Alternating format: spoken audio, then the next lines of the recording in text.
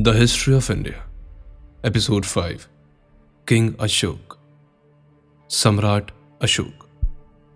सम्राट अशोक, जिनका राज्यकाल ईसा पूर्व 304 से ईसा पूर्व 232 तक था, वो विश्व प्रसिद्ध एवं शक्तिशाली भारतीय मौर्य राजवंश के महान सम्राट थे।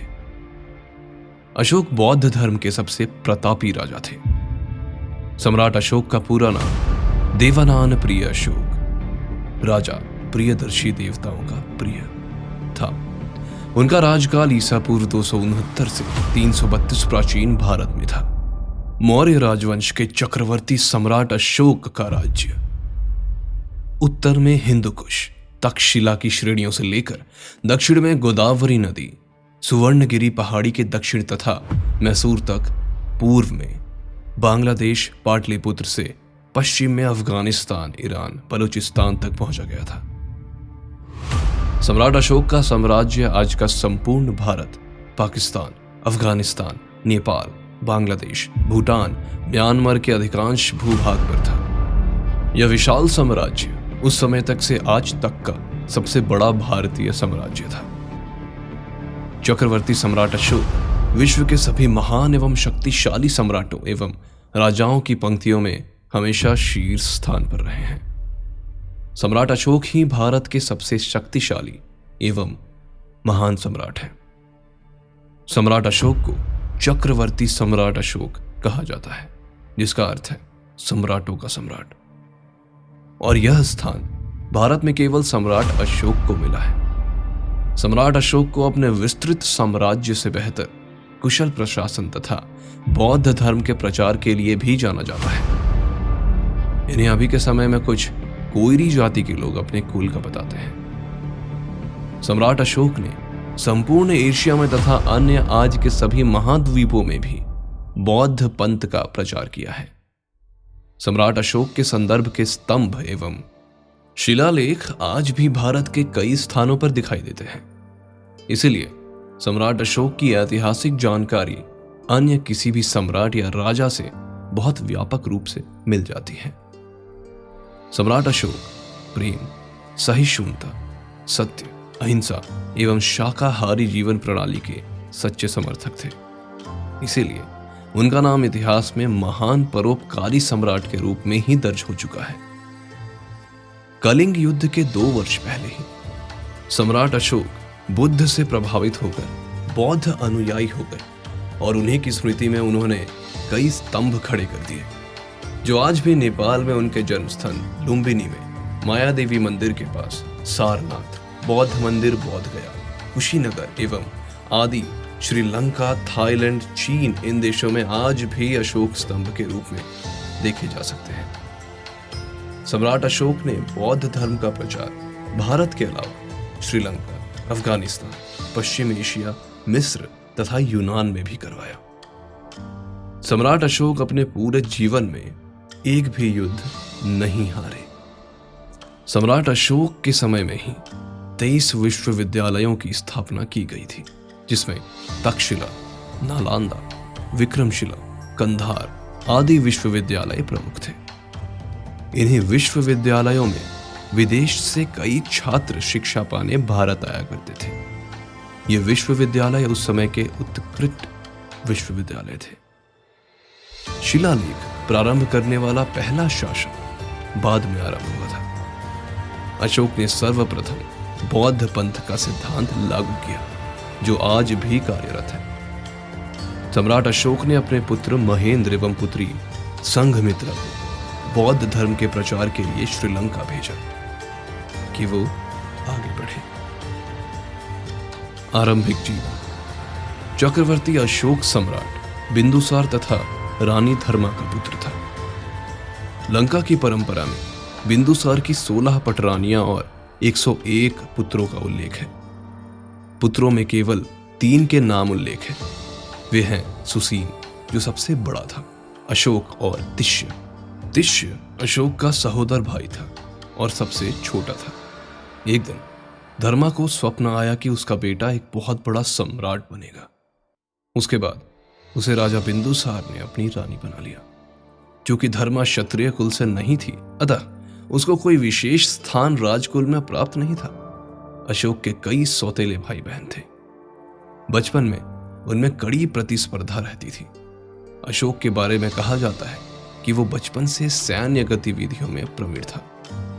2000 वर्षों के पश्चात सम्राट अशोक का प्रभाव एशिया, मुख्यतः भारतीय उपमहाद्वीप में देखा जा सकता है। अशोक काल में उकेरा गया प्रतीकात्मक चिन्ह, जिसे हम अशोक चिन्ह के नाम से भी जानते हैं, आज भारत का राष्ट्रीय चिन्ह है।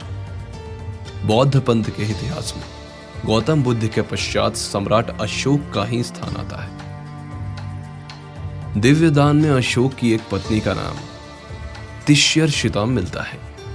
उसके लेख में केवल उनकी पत्नी करुणावती है। दिव्य दान में अशोक के 2 भाइयों सुसीम तथा विगताशोक का नाम का उल्लेख है। चक्रवर्ती सम्राट अशोक का साम्राज्य विस्तार। अशोक का ज्येष्ठ भाई सुशीम उस समय तक्षशिला का प्रांतपाल था। तक्षशिला में भारतीय यूनानी मूल के बहुत लोग रहते थे, इससे वह क्षेत्र विद्रोह के लिए उपयुक्त था। सुशीम के अकुशल प्रशासन के कारण भी उस क्षेत्र में विद्रोह पनप उठा। राजा बिंदुसार ने सुशीम के कहने पर राजकुमार अशोक को विद्रोह के दमन के लिए वहां भेजा।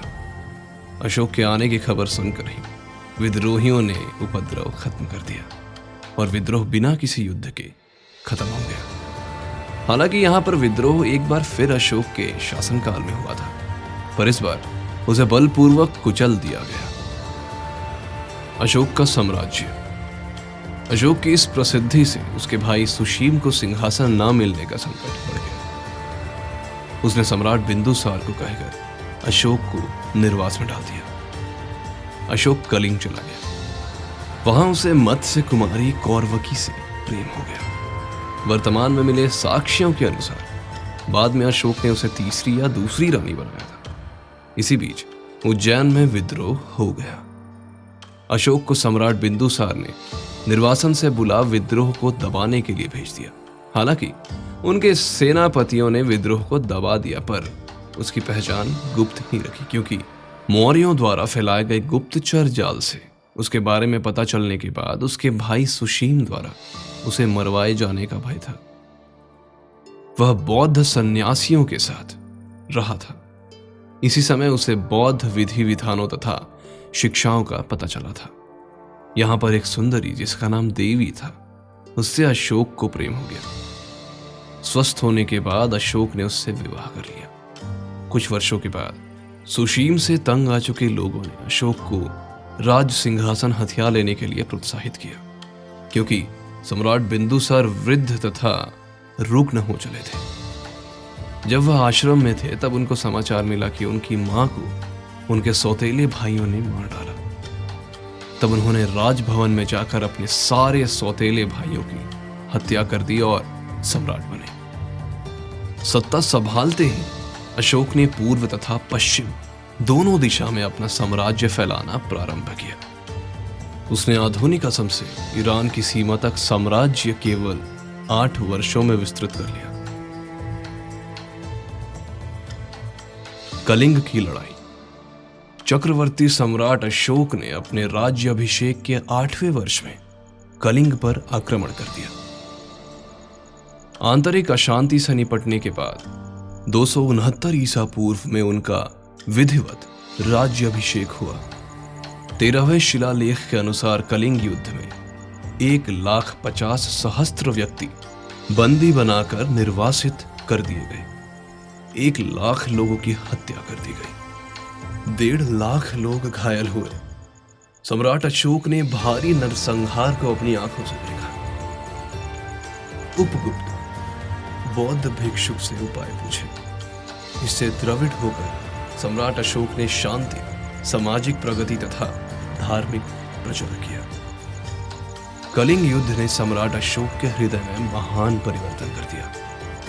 उनका हृदय मानवता के प्रति दया और करुणा से उद्वेलित हो गया। उन्होंने युद्ध क्रियाओं को सदा के लिए बंद कर देने की प्रतिज्ञा की। यहां से आध्यात्मिक और धर्म विजय का युग आरंभ हुआ। उन्होंने महान बौद्ध धर्म को अपना धर्म स्वीकार किया। सिंघली अनुश्रुतियों एवं दीपवंश महावंश के अनुसार सम्राट अशोक को अपने शासन के 14वें वर्ष में निगोथ नामक भिक्षु द्वारा बौद्ध धर्म की दीक्षा दी गई थी। तत्पश्चात मुगाली पुत्र निस के प्रभाव से वे पूर्णतः बौद्ध हो गए थे। दिव्य ज्ञान के अनुसार सम्राट अशोक को बौद्ध धर्म में दीक्षित करने का श्रेय उपगुप्त नामक बौद्ध भिक्षु को जाता है। सम्राट अशोक अपने शासनकाल में 10वें वर्ष में सर्वप्रथम बौद्ध गया की यात्रा किए थे। तदुपरांत अपने राज्य अभिषेक के 20वें वर्ष में लुम्बिनी की यात्रा की थी तथा लुम्बिनी ग्राम को करमुक्त घोषित कर दिया गया था। बौद्ध धर्म 3री शताब्दी में सम्राट अशोक द्वारा बनाया गया मध्य प्रदेश में सांची का स्तूप। कलिंग युद्ध में हुई क्षति तथा नरसंहार से उनका मन युद्ध से ऊब गया और वह अपने कृत्य को लेकर व्यथित हो उठे। इसी शोक से उबरने के लिए वह बुद्ध के उपदेशों के करीब आते गए और अंत में उन्होंने बौद्ध धर्म स्वीकार कर लिया। बौद्ध धर्म स्वीकारने के बाद उन्होंने उसे अपने जीवन में उतारने का प्रयास भी किया। उन्होंने शिकार तथा पशु हत्या करना छोड़ दिया। उन्होंने सभी संप्रदायों के सन्यासियों को खुलकर दान देना भी आरंभ किया और जन कल्याण के लिए उन्होंने चिकित्सालय, पाठशाला तथा सड़कों आदि का निर्माण कराया। सम्राट अशोक के 4 मुखी शेरों का थाईलैंड में पाया गया शिल्प। उन्होंने बौद्ध धर्म के प्रचार के लिए धर्म प्रचारकों को नेपाल, श्रीलंका, अफगानिस्तान, सीरिया, मिस्र तथा यूनान भी भेजा। इसी कार्य के लिए उसने अपने पुत्र एवं पुत्री को भी यात्राओं पर भेजा था। अशोक के धर्म प्रचारकों में सबसे अधिक सफलता उसके पुत्र महेंद्र को मिली। महेंद्र ने श्रीलंका के राजा तिस को बौद्ध धर्म में दीक्षित किया और तिस ने बौद्ध धर्म अपना राजधर्म बना लिया और अशोक से प्रेरित होकर उसने स्वयं को देव नाम प्रिय की उपाधि दी। अशोक का शासनकाल में ही पाटलिपुत्र में 3य बौद्ध सांगति का आयोजन किया गया, जिसकी अध्यक्षता मुगाली पुत्र तिष्या ने की। यह अभिधम्म पिटक की रचना भी हुई और बौद्ध भिक्षु विभिन्न देशों में भेजे गए, जिनमें अशोक के पुत्र महेंद्र एवं पुत्री संघमित्रा भी सम्मिलित थे, जिन्हें श्रीलंका भेजा गया।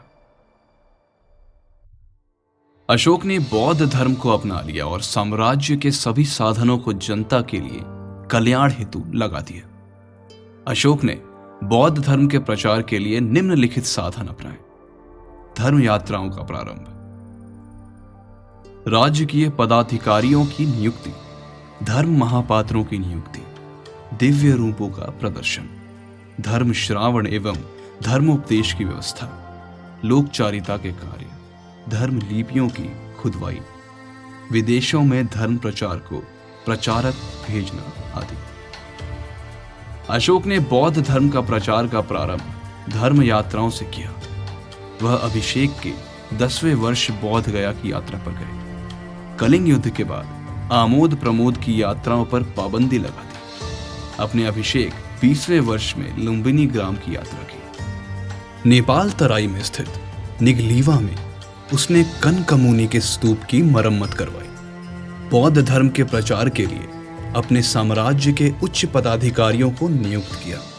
स्तंभ लेख 3 और 7 के अनुसार उसने व्युष्ट, रज्जुक, प्रादेशिक तथा युक्त नामक पदाधिकारियों को जनता के बीच जाकर धर्म का प्रचार करने और उपदेश देने का आदेश दिया। अभिषेक के 13वें वर्ष के बाद उसने बौद्ध धर्म प्रचार हेतु पदाधिकारियों का एक नया वर्ग बनाया, जिसे धर्म महापात्र कहा गया था। इसका कार्य विभिन्न धार्मिक संप्रदायों के बीच द्वेष भाष को मिटाकर धर्म की एकता स्थापित करना था। विद्वानों ने अशोक की तुलना विश्व इतिहास की विभूतियां कॉन्स्टेंटाइन, एटोनियस, सेंट पॉल, नेपोलियन सीजर के साथ की है। अशोक अहिंसा, शांति तथा लोक कल्याणकारी नीतियों के विश्वविख्यात तथा अतुलनीय सम्राट हैं। H.G. वेल्स के अनुसार अशोक का चरित्र इतिहास के स्तंभों को भरने वाले राजाओं, सम्राटों, धर्माधिकारियों, संत महात्माओं आदि के बीच प्रकाशमान है और आकाश में प्रायः एकाकी तारा की तरह चमकता है। मृत्यु। अशोक ने लगभग 36 वर्षों तक शासन किया, जिसके बाद लगभग 232 ईसा पूर्व में उनकी मृत्यु हुई। उसके कई संतान तथा पत्नियां थीं, पर उनके बारे में अधिक पता नहीं। उसके पुत्र महेंद्र तथा पुत्री संघमित्रा ने बौद्ध धर्म के प्रचार में योगदान दिया। अशोक के मृत्यु के बाद मौर्य राजवंश लगभग 50 वर्षों तक चला। मगध तथा भारतीय उपमहाद्वीप में कई जगहों पर उसके अवशेष मिले हैं। पटना, जो कि उस वक्त पाटलिपुत्र था, उसके पास कुम्हरार में अशोक कालीन अवशेष मिले हैं। लुम्बिनी में भी अशोक स्तंभ देखा जा सकता है। कर्नाटक के कई स्थानों पर उसके धर्म उपदेशों की शिलोत्कीर्ण अभिलेख मिलते हैं। जैन, बौद्ध तथा हिंदू ग्रंथों में अशोक के उत्तराधिकारियों के शासन के बारे में परस्पर विरोधी विचार पाए जाते हैं। पुराणों में अशोक के बाद 8 या 10 शासकों की चर्चा है, जबकि दिव्यदान के अनुसार 6 शासकों ने अशोक के बाद शासन किया। अशोक की मृत्यु के बाद मौर्य साम्राज्य पश्चिमी और पूर्वी भाग में बंट गया। पश्चिमी भाग पर कुणाल शासन करता था, जबकि पूर्वी भाग पर संप्रति का शासन था। लेकिन 280 ईसा पूर्व तक पश्चिमी भाग पर बैक्ट्रिया यूनानी का पूर्ण अधिकार हो गया था। पूर्वी भाग पर वृहद्रथ का राज्य था। वह मौर्य वंश का अंतिम शासक था। सम्राट अशोक अपने समय के महान सम्राट थे और उनकी होड़ कोई नहीं ले सकता। I'll come up with a new episode every Saturday. Till then, take good care of your health. Stay connected. Drop your views. You can connect with me on Instagram @me.rakesh. Thank you for listening.